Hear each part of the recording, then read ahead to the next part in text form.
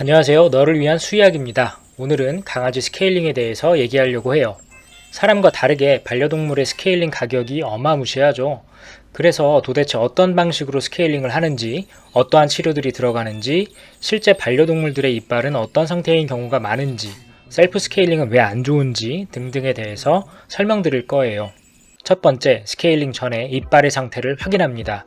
치석이 얼마나 있는지, 치주염은 얼마나 심한지, 상처나 다른 종양 등은 없는지 확인합니다. 두 번째, 스케일링을 진행합니다. 지금은 왼쪽 아래턱 송곳니의 치석을 제거하고 있어요. 스케일링 기계를 이용해서 꼼꼼히 제거를 해줍니다. 커다란 돌멩이 같은 치석이 떨어질 때면 속이 후련해요. 세 번째, 겉에 보이는 부분의 치석을 어느 정도 제거한 상태입니다.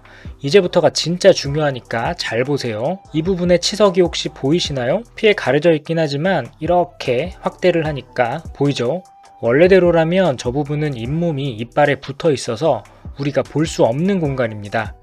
그런데 치석들이 이 틈을 파고들어 우리가 볼 수 있게 되어버린 거죠. 여기를 치은 연화라고 합니다. 오랜 기간 이빨 관리를 하지 못하면 치은 연화에 치석이 생기게 되고 공간이 계속 넓어집니다. 결국에는 이빨이 흔들리게 되고 이빨을 뽑아야만 합니다. 네 번째, 이빨 뽑는 것을 막기 위해서는 어떻게 해야 할까요? 치은 연화 공간에 치석을 특정 도구를 이용해서 제거를 해줘야 합니다. 벌어져 있는 치은 연화 공간까지 최대한 들어가서 숨어있는 치석들을 제거합니다. 보세요. 안 보이는 곳에서도 나오는 치석들이 꽤 많죠? 겉에서 보이는 부분만 스케일링을 하는 것은 스케일링의 의미가 아주 많이 떨어져요. 꼭 기억하세요. 치은 연화의 치석을 제거해야 제대로 된 스케일링을 하는 것이다. 그런데 이건 마취를 하지 않고는 할 수가 없습니다. 왜냐고요? 엄청 아프니까요. 결국 집에서 하는 셀프 스케일링은 치은 연화의 치석을 제거할 수 없고 계속해서 치은 연화 공간에 치석이 쌓이게 되면 이빨을 뽑아야 하는 상황이 올 수도 있습니다. 또 강아지가 갑자기 움직이는 등의 일이 발생하면 강아지도 보호자분도 다칠 수 있기 때문에 정말 비추천하는 방법입니다.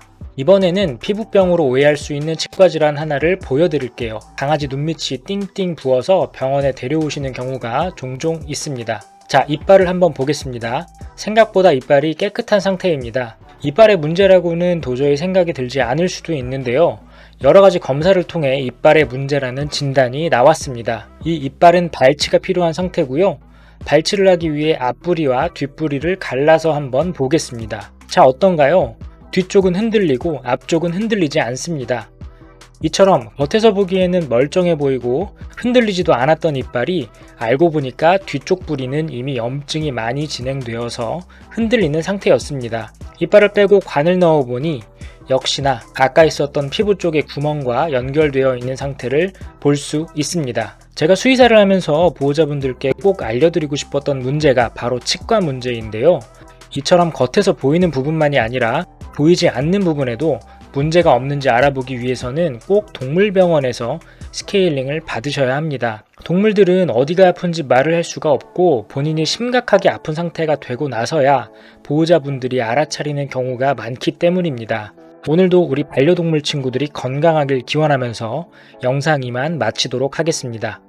궁금하신 점 있으시면 댓글 달아주시고 구독과 좋아요 부탁드릴게요.